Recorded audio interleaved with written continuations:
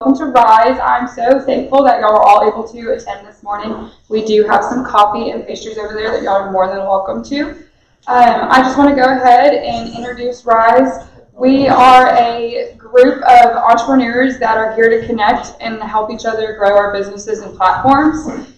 So I hope you really enjoy everything that you kind of pick up from today. We'd love for y'all to refer some friends, clients, or business partners to come and check it out. So I am actually Heinz with Profitwise, and it was great to see all of y'all this morning.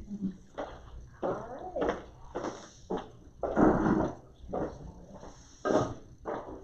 right. So we move that one. All right. Let's see. I just said I wasn't going to walk in front of the camera. All right. So my name is Vicki Morris, and I am the program director for Rise. Thank y'all for being here. And I think we've got a few new friends in the room today, and so we're going to have an opportunity for everybody to tell a little bit about who you are and your company that you represent. But Rise, as Ashley mentioned, we are regional innovators sustaining the ecosystem, and we provide a platform for entrepreneurs to connect, collaborate, and grow your business. Everyone is welcome to attend. This is a free networking group. And it's important to me for it to be free because I believe that it's important for people to have an opportunity to connect with one another without a cost barrier. However, it is what you make of it. Lots of things that we do for Rise do require our partners and our sponsors to help us do all of the things here. We have coffee, we have pastries, we have a great slide deck, we have awesome and amazing presenters that are coming, and all of this happens with the help of our partners. So if that's something that you are interested in or want to know more about, please let us know. We'd love to have you. Again, thank you for being here, and good morning. And next up, we've got Joe Kopp, who's one of our partners, who's going to share a little bit of information with us. Hello everyone, I'm Joe Kopp with Dean Commercial Real Estate. Of course, part of the ecosystem is commercial real estate. We take a lot of moving parts with commercial real estate and make it to where it's very easy to understand and help you make better decisions on commercial real estate transactions. Once again, Joe Kopp with Dean Commercial Real Estate. All right. And we've got a brand new website, a newly updated website that we've got lots of cool information there, and we'd love for you to go and take a look at it, and it's simply the risegroupHSV.com. We've just had a new refresh on there. It's a new look and feel and flow and much easier to interface and navigate. And you can register for each event on the website. So when you go to the website, this is what you'll see.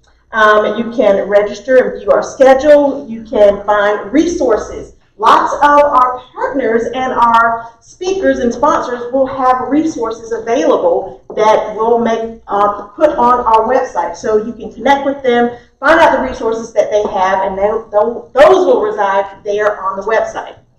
We also have the Facebook group. You can join the Facebook group from the website, and all of our partner organizations are listed on the website, so you can see who all is there. And you can also buy our coffee mugs. We have Rise coffee mugs.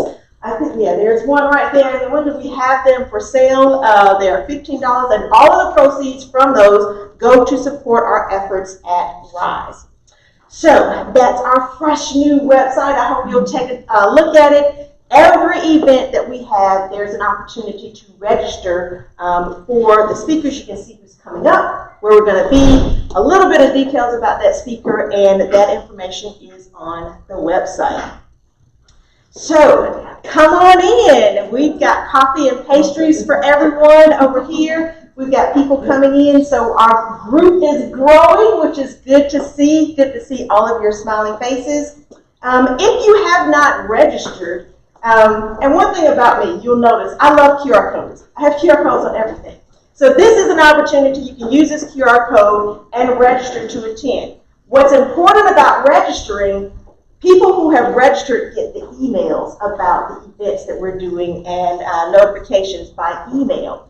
If you register, we can see that and we can give you send you those emails, and you get a little special, little extra things that we don't necessarily put on social media. So that's why we really encourage people to register, and it helps us in our planning for providing coffee and pastries. All right, we also have the Rise and Grind Bootcamp. We've got several modules up. Again, there's a QR code there. You can enroll there, and it's a great way, a great place for startup businesses to just kind of get an idea of what needs to happen, when it needs to happen as you're growing your business. We've got, I think there are 5 modules on there now. There is marketing and messaging, intellectual property, HR for small business, and funding for profit businesses and for nonprofit businesses. Those are the modules that are on there, and it's a digital course. Great idea for small businesses, startups, and businesses that are in a growth stage. Maybe you hit the ground running and you didn't quite have all the infrastructure in place.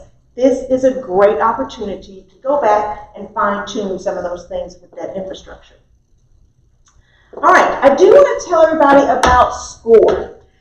SCORE is a national organization, and it is a resource for free mentoring. It's funded by the SBA, and if you are in any industry, no matter what it is, you can get a mentor to help you with different stages of your business. This is an incredibly great resource for people. And I even tell my clients that are starting up, that are startup businesses, before they become a client, check out SCORE, because it can help you get prepared to do business, and it helps give you an idea, particularly in my case, for that marketing piece. You can have someone to help you get ready for that. And so by the time you come to me and want professional marketing services, you have a better idea of what's going on and how to implement those things. And even for accounting or business mentoring, advisement on that business structure, that business strategy, your business plan. All of this is completely free. And the easy way to get to it is score.org. You simply go to score.org, put in your zip code, and you will be matched with a mentor. And as I say all the time, COVID is an awful thing, but it has given us some opportunities. The opportunity with SCORE is that you can get a mentor in your industry anywhere in the country. It doesn't have to be localized to your area. SCORE is doing mentoring via Zoom. They're doing it via phone call. Some offices are doing in-person meetings, but if this is something you are interested in or you know someone that could benefit from this, please send them to score.org. It's a great opportunity, and it's a national organization, and it is funded by the SBA. All right, now I'm going to hand things over to Steve, who's going to tell us about some of our partners and sponsors. Okay, so we have several sponsors and partners that help Vicki make this thing come together. So we're going to give each of them the opportunity to introduce themselves briefly. And Passion HR, I saw some right there, so we're going to let you start. Okay. Steve here. I'm with Passion HR Consulting, and we provide all things HR, especially for small businesses that are just getting started. I'd like to highlight our recruiting services, which is a flat 15% recruiting fee. And then also I specialize in employee handbooks and HR audits. So here we are. Great. Vicki, do you want to say anything else about face-to-face? Sure. All right. Since this is your show. Sure, yeah. So Face-to-Face Marketing is a full-service marketing and communications firm. We help business communicate with the clients they most want to connect with. We do that in a number of ways, through website design, graphic design, business strategy, marketing strategies, and branding strategies. We also have a digital course, and we have training sessions that we're doing for clients. So any of your marketing, branding, and communication needs, we would love to work with you. So there's, find me on Facebook, on our website, and I would love to connect with you. Thank you. Great. Okay, so our newest sponsor is Profitwise. I might have take this one. Okay. I'm Sharon, Heinz with Profitwise Accounting. We work with small and medium-sized businesses for-profit and non-profit businesses. Thank you. All right, and Minimum and Press not here, but they provide some of the paper products that are on the table and some of the signs. Joe, you got anything else you want to add to real estate? You're good. You're good. Okay. And then, last but not least, myself, Stephen Levy, SEL and Associates. I'm a business advisor. I do work with business owners. And although there's not a ton of in-person networking groups going on right now, there are a few. And I'll mention two briefly if Vicki's okay with that. One is the Tennessee Valley Business Network, which has a whole series of separate alliances that typically meet at lunchtime. I'm trying to think what we've got coming up. We've got the Men of Business that gets together normally on the first Friday of the month, which would have been the 3rd, but because it's a holiday weekend, it'll be on the 10th, and it'll be at the Huntsville Marriott Space and Rocket Center for lunch. And you mentioned the women's group. Women in Business will be meeting the first Wednesday of the month, which is coming up, and it's at the Woody Anderson Ford location. They have a meeting room. And it's for women in business. Susan Boyers is the contact person for that. And it's a good place for women to get together. And if I can just quickly wrap that up, if you come to one or the other, you'll get the list of all the other alliances that meet throughout the month, where they are and what their focus is, and you can kind of decide what else you want to go to. And the other one I'll mention is BNI, Business Network International, another networking group that also meets on a regular basis. Myself and Vicki are part of what's called the Heritage Network that meets on Tuesday mornings at 7:15 at the Atrium. That's on the Redstone Federal Credit Union property on Wind Drive. If you have interest in any of those groups, please come see us after the meeting. All right. Now we're going to let everybody, we're going to do that. Okay, so we want to make sure we introduce and give everyone an opportunity to introduce themselves and their business. So our idea here is to tell one really cool thing about your business and let everybody get to know about that. And the idea next time, tell something else really cool about your business. So we're trying to be mindful of time. So your name, your company, and one really special, cool, super awesome thing about your business. So we're going to start over here. Good morning, everybody. My name is Leon Burnett, and I am the founder and CEO of the Media Arts Institute. And one cool thing about my business, I take superstar students and people all over the world on tours and travel. Awesome, thank you. All right. So I'm Kathy Miller from United Way of Madison County. This is the biggest challenge, Vicki, I was telling you. But one great thing is we own our name. We belong to our community and we are united. So that means every one of you has a place as a volunteer, as an advocate, as a donor to make this community better. Awesome, thank you. Ashley. Hey, Ashley Heinz again. I am with Profitwise Accounting. I guess one thing, especially since we're really touching on nonprofits this morning, we actually work with national nonprofits and local small nonprofits. So. Awesome.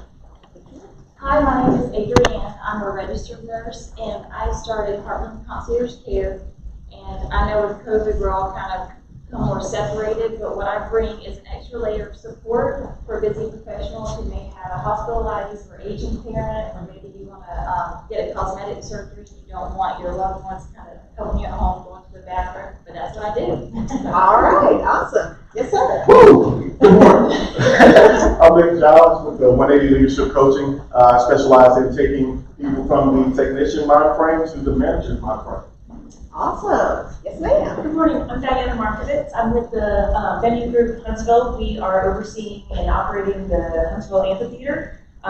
One exciting thing is that this is my week 3 here. I'm from St. Augustine, Florida. But my job, my mission is to make sure that everyone knows that that amphitheater is open to all, and it's not just about spending $60 to $200 to come in the doors to see a show. It's about having food drives, community events, movie nights, all sorts of stuff. So I'm really proud of it.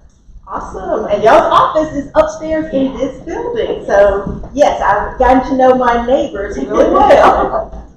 I'm Pauline, President of Case Sciences. Lead a group of really bright scientists, engineers doing hard work in college. Awesome. Want to go one more time? Something really cool about us. We're going to Las Vegas. Yay! Next week, I'm leaving Labor Day for the National Society for Human Resource Management Conference. So, Awesome. yeah, Thank we are you. national. All right. Let's see. Let's go. Yes, ma'am. Yes. Angela Humphrey, I work at Calvin King College. My fact is I play matchmaker between employer and student. Nice to know. Yes, sir. Good morning, my name is Jerry Smith. I am the owner and founder of the Fight Club. Our mission is to fight for our lives, help us fight for theirs. I work with individuals dealing with mental battles, substance abuse, the criminal justice system. Awesome. Thank you. Now see, we'll get to you in a bit. Ron. I'm Ron Casta, I'm president of CIMSPGS. We do document workload. The interesting thing about one of my life right now is we're starting 2 other businesses. My daughter is starting or buying a kids market. So if you have young children's clothes or whatever you need, places to get rid of, you can contact us. The kind that we do exciting, so we're going twice a year. And then we're also like to start a young living situational. Awesome. Sharon, you want to tell us one more cool thing about what y'all do? Hi, I'm Sharon Heinz with Profitwise Accounting. One cool fact is I hope everybody's working on their tax planning. This is the time of year you need to be planning so you won't be surprised come March. No surprise. Bob. September 15th. My name is Bob Druckman. I am publisher of South Huntsville Neighbors. My wife and I actually are. One cool fact about us is we're very fortunate that the community leaders like the mayor and city council reps write for us to tell everybody what's going on in the South Huntsville and Greater Huntsville area. Awesome. Suzanne? And I'm Suzanne Druckman, the other half of the publishing partners, South Huntsville Neighbors. Since we've done the magazine, we're actually meeting a lot of people, community people, nonprofit people, people who have businesses, and we're actually becoming more connected. That's what we want our magazine to do, but we are actually becoming more emotionally connected as well. So the publishing has really helped us feel more Huntsvillian than New Yorker. All right. My name is Quentin Young, and my official role, I work for the housing authority, but I also do contracting and consulting work for nonprofits. We center around. All right. Steve, you want to tell us one more cool thing about you? I think so. Aside from the business consulting that I do, either one-on-one with the owner or with their management teams, I also facilitate a CEO roundtable that meets monthly, and it's a good opportunity for peers to get together and kind of share horror stories and war stories and successes amongst each other. All right. All right. So you just came in. So what we're doing, we are taking about 15 seconds to tell our name, our company, and one really cool, special, awesome thing about your business. Okay. Well, beautiful day, everyone. I'm Michael Polly. I'm actually just a retention specialist for a nonprofit organization, Solving Rain. The beautiful thing about us is we have a male rites of passage program, and it focuses on children between 8 and 12 years, which is bringing those men in, helping them critical think and analyze. Awesome. Well, thank you. Did I miss anybody? Did I get everybody? Awesome. We've got a very rich representation of companies here and nonprofit organizations here today. Glad to see our numbers growing, and I hope that everyone has found someone they want to know something a little bit more about these businesses. And so that's the whole point of what we do, providing opportunities to connect, collaborate, and grow with one another. So I hope during networking time, you have found someone that you want to connect with and learn a little bit more about what they do and how you can have some synergy together with them. All right, so our topic for today, we are having LC Smith. Welcome to the hot seat. You want to come on up, LC? I am going to tell you a little bit about LC. He serves as CEO of LC Smith & Associates, LLC, assisting in business and nonprofit development, empowering workshops for youth and adults, mentor training, and master life coaching. As a serial entrepreneur, he also provides notary and process serving services. LC has made it his life's mission to address personal, business, and community challenges. He approaches this work in many ways with intentions to empower others to achieve their goals and live full lives. So welcome to the hot seat, LC. Thank you. All right, so I have been looking forward to this conversation for a while because one of my soapbox things is nonprofits are a business. Stop acting like you're special because you're just a business like everybody else and you need to do things just like a small business. So that's kind of my framework for starting here. And when you told me you were available to do this, be in the hot seat with us on Rise, I was really excited about that. And, you know, I'm one of these that plan months in advance. So. I had this invitation like a year ago. Yes. So just starting off, how did you start helping nonprofits get set up? How did that come about? But when I started Real Fathers Making a Difference, it wasn't something that I actually planned to do. It was kind of given to me. It was birthed. By me working a full-time job in the corporate world, I wasn't fulfilled and had wife, kids, lovely family, had everything I wanted and needed, but I wasn't living within my purpose. And Our Father's Mat was birthed, was given to me. And starting that organization, I took it really serious. I'm a really business-minded person. Came up as an entrepreneur family, as far as with my grandfather.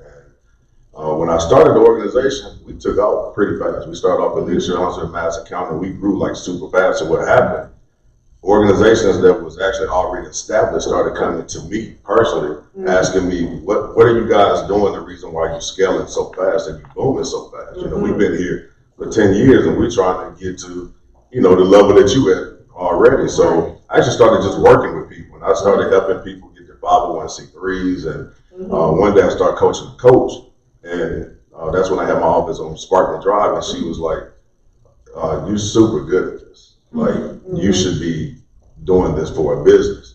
So I went back to Athens State, took some more classes, educated myself more, stepped out on faith, left my full-time hour position, went into a part-time management position to give me more time to build that. And it just took off from there. I have a strong client network and clientele. All right. So how many nonprofit organizations have you helped as you're in the coaching process? I can't count how many, because it's a lot. I mean, I work with not only just establishment, I'm more so getting into trying to help people maintain a solid program that you have.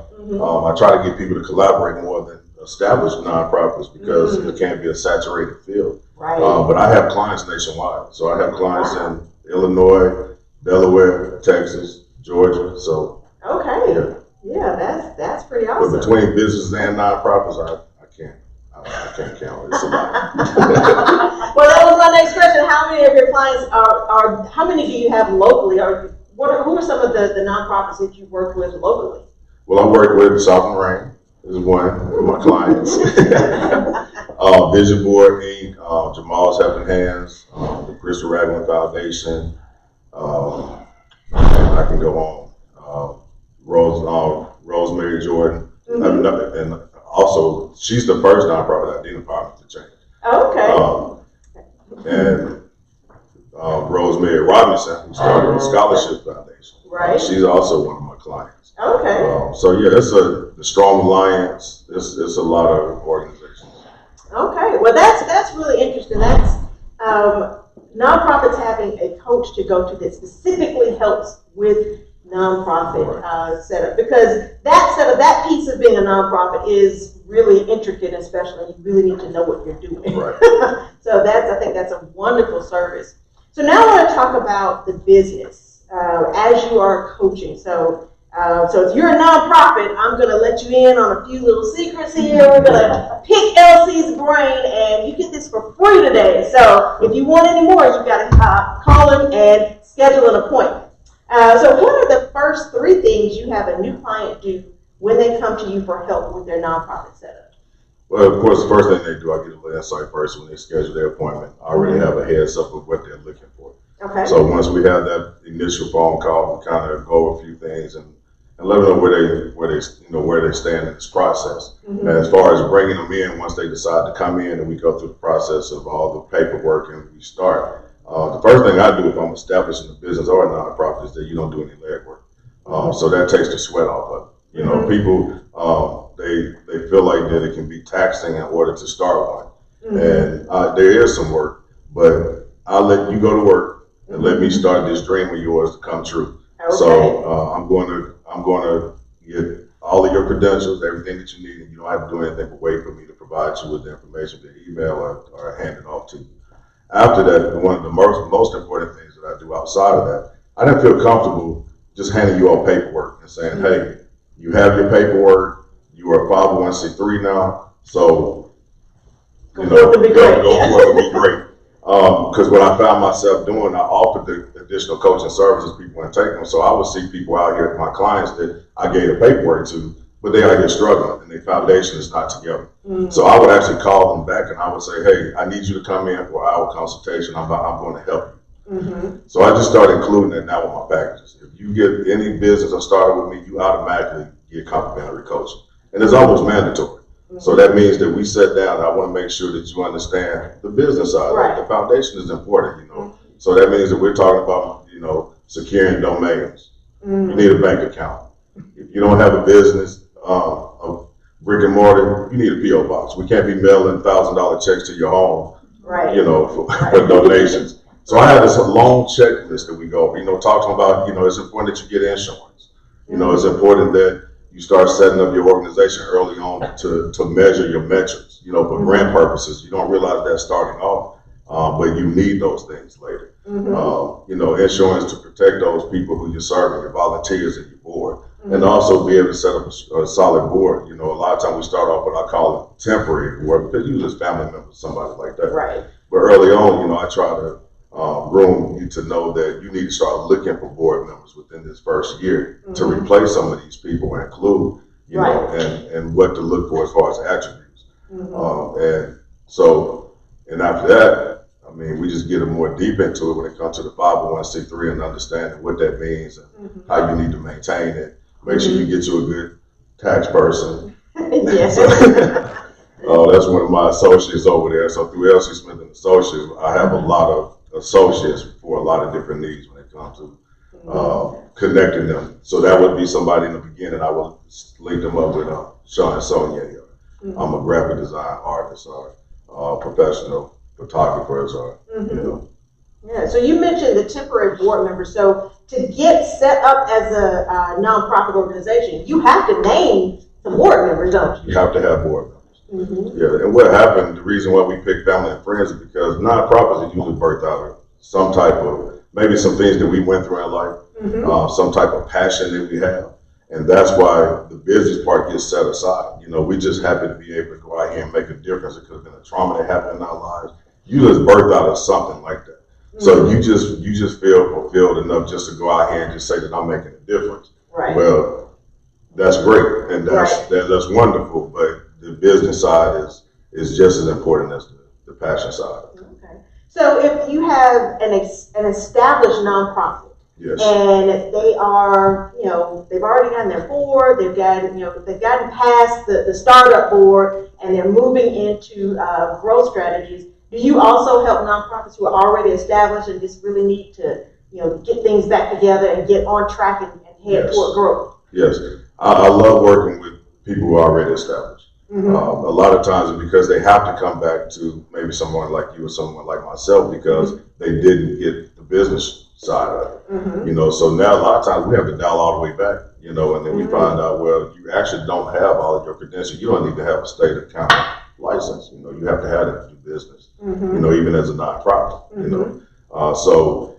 I like working with them because usually what it comes down to is they don't understand how to be able to explain their nonprofit or how to even get their nonprofit funded. And so that's where I come in as far as like program development. You know, because a lot of times people may not support the organization as a whole, but people support the programs that you have in place that have specific needs or certain needs. So it depends on what the need is. I'm working with a client right now who the board was kind of dismantled and they needed help to restructure and kind of get the moral base back, the morale back, brother, Right. and to be able to understand their positions and what to do. So I'm strictly just working with a board, consulting the board, and working with them, and things are improving there. So usually any need, I find out what the need is, and if I can address the need, I'm there. If not, I have people, the resources I can connect. Now, speaking of boards, that's really important. How do you advise people to pick that board for the people that are actually going to be there? How do you advise people in choosing board members? So that can be tough because people can sell you a nice pitch, and then when they can get you on the board, and they just on the board. I've been through that. I think most people who have boards understand what that means. But I think being sure that they have a certain skill set. You know, if you want a treasurer, I feel like they need to have a certain skill set.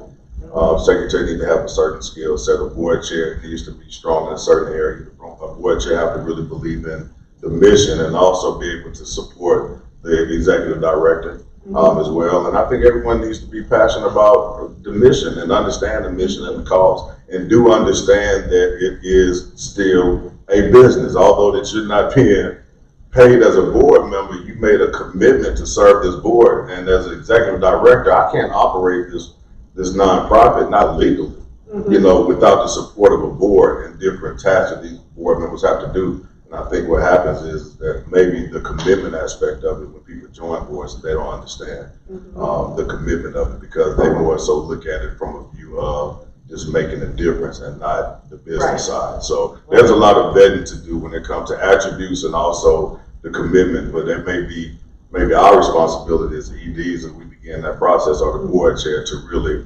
hone in on that, where they understand that your commitment is much more than you just saying that you're on this board or replying to an email every week. Yeah, so with people with a board, that's something else to really consider. The board can vote you out. Yes. So that's why it's really, talk about that a little bit, why it's really important to choose your board carefully, and that y'all are aligned with that mission, because you don't want the board to vote you out. Well, that's super important, and I always make sure that they know that from the beginning. They do know that your board can vote you out, but at the same time, it's a gray area there, because what I don't want to do is advise someone to say, be sure that you get someone on your team who is like a yes person. Right. I think that it's important that, what I feel like is that no matter who it is on your board, unless you have someone who's like super shady, you're not going to get voted off as long as you're doing what it is that you should be doing as an executive director. That's my thinking. Right. But I do let them know, so know who you bring onto your board, but not necessarily bring people on who you know for sure just believe in you no matter what. Because there's an accountability factor that's there. So that's what I mean by it's a gray area. You want to be like, make sure you get your brother because he's gonna, and your best friend because he's gonna, but that may not be the case, because now you're setting up, these are funds that's coming in from donors, and I don't want anybody that I'm working with to misuse funds. Right. So out of respect to people who give to the organizations and nonprofits, I can't advise you to be sure that you have yes people on there. What I can do is advise you get solid people. You do what you're supposed to do as an ED, and everything is going to work out just fine. Right. And so another thing I want to ask you about, accountability. And I'm going to make sure I read this correct, because this is really big, I think. Accountability as a nonprofit is very strict, keeping precise records, keeping funds separate from the for-profit side of your business, if there is one, and holding your required meetings. Yes. Tell us about those steps, and how important could those be in terms of maintaining your nonprofit status? So as far as the for-profit versus nonprofit, so I always tell people it's not unusual who someone starts a nonprofit end up going into entrepreneurship and vice versa. But I tell people you have to have a clear line. I mean, there has to be a clear line between the two, because you do have a community that's paying attention to your business is growing, and you also have a community that's paying attention to you're a nonprofit. So we've done a really good job of being sure that those two are completely separate. Although people identify me through Real Fathers Making a Difference so much because we created such a name for ourselves. At the end of the day, I do have a business that is separate. And as far as accountability factor for the finances and your taxes and all of that, you got to have people in place. You know, you can't be the ED that's doing everything, first of all. So, you know, we have, you know, a treasurer and someone keeping up with all the receipts. I'm not entering receipts. So that means that everything that's spent through the organization, you know, somebody else's eyes are on those things and doing internal audits, and we make sure our taxes are done. Like our fiscal year just ended because I was August through July because we operate with the school system. So I'm not sure if I'm answering all the question that you asked, but as far as accountability factor, it's important that you have even people on your team or things in place to ensure that you're doing what you're supposed to do as a nonprofit, because you also have a responsibility not to lose your status as well. You know, so it makes no sense for you to get this this piece of paper that's such a big deal and you don't do your part as far as making sure that you maintain it. Right, and what I'm thinking of is like grants. When you apply for a grant and you win a grant, great, you got, you know, $50,000, but you don't have just $50,000. You do with what you want to. That's right. You've got to have your accountability in place to the penny. It'd be nice if we get 50,000 discretionary. Just do what we want to do. But no, that's important, and you're right, and that's why even before getting the grants, and we have a grant, we have a development department, but you have to know what those stipulations are. You know, I think sometimes people even apply for the grants and don't take the time to look and see what it needs to be allocated to. And that's important because you come back and those people want to show proof that this is where you spent the money. And now you set yourself up for failure in a particular area or even to fail an audit. That's when even the IRS can get involved and things like that. So yeah, that's super important. That's pretty heavy there. So now I want to talk about a business plan and a marketing strategy for a nonprofit organization. Do they really need that? Of course not. It's nonprofit. It's not a real business. That's important. That's one of the I have on my webpage. There's 5 things that every nonprofit and for-profit needs to know to succeed, and one of them that I have listed is marketing strategy. You know, and a business plan. It's important. It's important because you realize it's important the first time when you sit down with someone and they want to be a donor and they ask you that they looking to sow into your organization, and one of the questions they always ask is like, well, what is your 5-year strategic plan? Or where do you see yourself 10 years from now? And if you haven't created a business plan or strategic plan, you really on the spot and you can't answer that question. How do I know that? It happened to me. Someone took me out for lunch one day. I was probably 2 years in the game, and he was like, I see you doing great things. Where do you see yourself 5 years from now? And I'm looking like, we'll still be here changing lives. So that's when we realized that we need to create a plan, a long, short-term and long-term. So yes, it's important, the business side of it and the strategic side. Right, and you know, just from my perspective, I have to ask you about the marketing strategy. You know, if a client comes to me, whether they're for-profit or nonprofit, you need a marketing strategy, you need a plan, and I'm going to tell you the exact same thing that I tell a for-profit business or a nonprofit business. But what do you get when you talk to people about that marketing strategy? You know, I tell people the website, the social media, the email marketing, all of those are really, really, really important. Right. So how does that factor in when you're talking with clients about their marketing? Yeah, it's kind of the same thing that you said also. And I'm also big on transparency. So my thing is, if you're out here and you're doing the work and you have donors supporting it, part of your marketing strategy also is just being sure that you relay that to the community. Outside, you said a few things, and we all know this. One of the big things I tell my people is build your email list. Yes. You know, that's one of the most important things that you can do as far as strategy, marketing, because that platform isn't going anywhere. Right. Although we all live on Facebook all the time, that, you know, it's going to be like MySpace one day, believe it or night. You know, so now you have to move that marketing somewhere else. But everything that you already talked about, the website, I mean, for me, it's a must. You have to take advantage of social media, all the platforms that work best for you. But branding yourself and branding your organization as well, being professional, to me, that's part of marketing. Like for me, and no offense to anyone, if you have a business and you have a gmail.com, I would like for you to have a lsmith@risegroup.org. You know, there's certain things that's part of marketing as well, because to me that shows the professional side of marketing. Right. Yeah, and I had a situation where someone wanted to do business with me when I first started out, and I had at gmail.com. And I just hadn't gotten around to that, and they told me, well, now that you've gotten Vicky at face-to-face-marketing.com, I see you're serious. I'm ready to do business with you. And they have become a long-time client and it's repeat business, but just that one little thing, they cost me $12 a month. So what was the first part of the at Gmail? I'm asking because I had clients come in with stuff like still fine in Huntsville. No. Mine was you gotta change it. mine was face-to-face mkt@gmail.com. Okay, well, so that was another thing. People, get that professional email. If you're using a free email, it's not hotthing@gmail.com. That is not the move. That is absolutely not the move. One thing that I hear some nonprofit directors when they want to talk to me about marketing services, they start off by saying, and I quote, "I'm a nonprofit. I don't have funds for this. I don't have budget for this, for marketing, but can you help me with X?"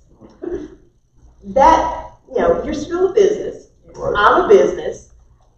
You can't go in as a nonprofit expecting everybody to give you free stuff. Right. How do you coach nonprofit organizations through that particular aspect? So starting out, one thing that I do, part of my coaching, I have my clients do like a fundraising prospect list. And that's everybody that you know. That's, if I don't know you, you just start an organization, 9 out of 10, you may not get my financial support at the moment. Right. One thing that I know for sure, I know when I started, even Real Fathers Making a Difference, I was so surprised of the overwhelming financial support that we received so early on. And someone told me, they said, man, it doesn't matter what it is that you was doing, they sowing it to you. These people believe in you. Right. So I tell my clients, get you a fundraiser prospect list. That's your mailman, your doctor, your tax person, your friends, your family. Those are people who you know. And reach out to every last one of those persons and ask for their support, because they're going to support it because it's you. Right. That starts you off, at least financially, to be able to start the momentum to do some things that you're doing. And I have a problem with a lot of clients. They don't take that advice, and they end up spending a lot of their own personal money in order to. And you may have to spend some of your money to start off, but I do not believe in you spending your personal income for your family from your retirement in order for you to sustain your nonprofit. If that's what it is that you're doing, you're not doing it correctly, because now you're not operating as a business. Right. So just to start off, that's one of the main things that I do, is tell them to do that fundraiser prospect list, and I promise you, it works. Anyone who listens to me, anyone who takes my advice and they move on years later, they always remember that out of their own pocket, they can probably say they didn't never spend more than $1,000 of their own money. Right, good. And then when they have those funds from that initial fundraising, they can hire the marketing, they can hire someone to build their website, they can hire an accountant to make sure everything is all in order. So the last thing I want to ask before we get to the fun stuff, what other professional services do you suggest nonprofit organizations enlist? So outside of just the coaching, for sure I said, make sure that you have a strong tax person. That's super important. I think development department, that's something else. A lot of nonprofits do not have a development department. So, invest in a grant writer, invest in a fundraiser director, which would be a development director to help you go out and raise funds, and someone who's skilled in those areas.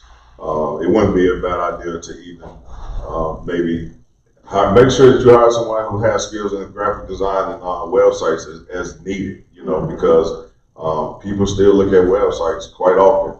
We get a lot of traffic in our websites. So there's pretty much anything that a for-profit business can use in order to be strong and successful, a nonprofit would need as well. Yeah, and I want to add one of my pet peeves. Because when I have a Facebook page, I don't need a website. Oh my goodness, yes you do.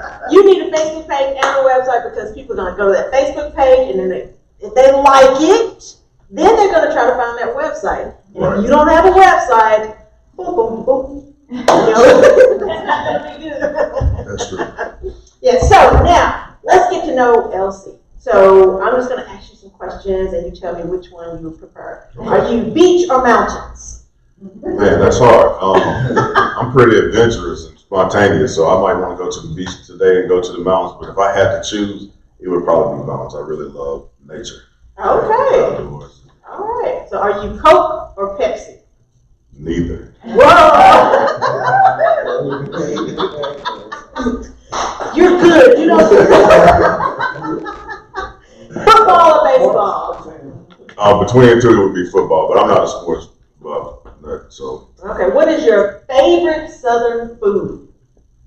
Favorite Southern food would be, of course, fried chicken. I don't get a chance to eat it often, but my favorite food is sushi. Okay, all right, nice. What is the scariest moment you've had in business? I don't even know if it was scary, but I think it would be for most people. So I shared is when I stepped out on faith and left my full-time position to take a part-time position in order for me to pursue my dream. Yeah, that probably would be pretty scary. But yeah, that's a best thing. So what is the best moment in business that you've had? Oh, transforming it. Helping people, man, live their full lives, helping people being able to step out on faith. And my ideal client are those people who've probably been in corporate America for a while. They always had a dream to do something to make a difference, or either to start a business. They just didn't have the courage to do it. Mm-hmm. So outside of me coaching, I love the fact I've been able to empower so many people to be able to stroll through Facebook or go through the communities and see people who I actually have been a part of seeing this happen. That's the most fulfilling thing. All right, awesome. So before we go, as we get ready to wrap up, tell everybody about Real Fathers Making a Difference. All right, so we have about 30 more minutes to talk about Real Fathers. It's one of my favorite subjects. So I am founder, executive director of Real Fathers Making a Difference. We're going on 13 years of community impact. The organization originally started, well, not originally started off, but what we do now, we work with boys and young men with absentee fathers or limited positive male influences. Not saying that you have to, that a dad can't be involved, because the organization has become so substance that we have dads who contact us because they really want their boys to be a part of this program because they see the impact that we're making. The all-in goal is just to ensure that these young men grow up to be the best young men that they can be. But not only just sowing it to those young men, but sowing it to those families, being sure that we do everything we can to offer resources to support the whole family as a whole. There's so much that we do, and I tell people a lot that we can't even put it on paper in the brochure. That's how much substance it is. So you see what we do online, but I can't put online the fact that we committed to a year, to a school year, picking up kids from school so mom can go to work or stay at work. We don't really put online in the brochure that there's kids who's suicidal or dealing with mental illness and depression. So we're able to provide counseling and support for them to go into the homes and work actually with the families to be able to maybe deter some of those behaviors. It's just a lot that we do that's so substance when it comes to the organization, when it comes to the program. And we also have a few education programs where we have our Rise Up, and that's where we work with K through 3 to ensure that our kids are reading on their grade level by the time they get to 3rd grade, which we know how important that is because of the amendment that's being passed here in Alabama. They pushed it up because of the pandemic. And also we have the level of it. It's more of an intervention program. You would be surprised at how many of our young people are in high school who's in 10th grade and don't know that multiplication education. So we intervene in that area. We also we just started an ACT prep, which is called ACTO. And this ACT prep program, so we have hired an instructor. We have 3 cycles coming this school year. So very reasonable compared to most ACT prep programs. So yeah, it's a lot of things. We provide scholarships, enrichment scholarships for moms who can't afford for their kids to go to football, play football, or go to an engineer camp, or these different things. And we also provide scholarships for students to go to college. And I'm excited because going 13 years in, we had our first graduate in 2014. And what I'm able to say is that we're seeing the fruits of our labor. I mean, we have really helped boys turn into men. And most of the time, I have one young man who just graduated from high school, and during the call, he was like, you know what, and this is what we hear a lot. I wouldn't even have thought about going to college if it wasn't for this organization. So now we got guys all over the United States, graduated from all colleges all around the United States, and now we can say they're around the world and they're making positive impacts. Nice. So that is also thrilling, and I'm sure many of you would like to know more about Real Fathers Making a Difference. So, LC, tell us how people can get in contact with you. So for Real Fathers Making a Difference, the website is the letter R, fathersmad.org, and my email address is lcsmith@ourfathersmad.org. The office number is 256-316-1991. If you want to learn more about Coach LC Smith, you just go to coachlcsmith.com, and all the information is there. All right, and so everyone that has registered for today, we're going to send a thank you email, so watch out for that in the next couple of days, and we'll have some information about LC, how you're going to get in contact with him, and you've got a special information or PDF that we're going to put in there. Can you tell us a little bit about that PDF? If you're on our email list, then we'll be able to get that. So if you have not registered, you can go to the website, register for today's event, and you will be getting that information. So you can tell us a little bit about that PDF. Yeah, it gives you 5 tips as far as for a nonprofit or a for-profit, for both, in order for you to succeed in business. So, we're talking about nonprofits being a business. This particular is for nonprofits and for-profits. The same strategy for both. And it also has some information on some of the coaching services after you see that, and also quite a few testimonies of my clients. All right. Well, thank you so much, LC, for joining us.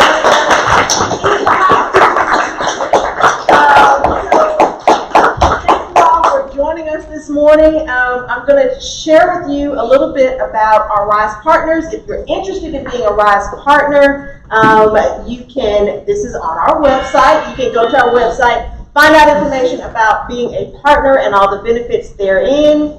And if you want to know about all of the dates for RISE coming up, go to our website, and if you go to downloads, you can get this calendar, and it has all the months of 2021, and it will show you where all the dates are for our RISE event.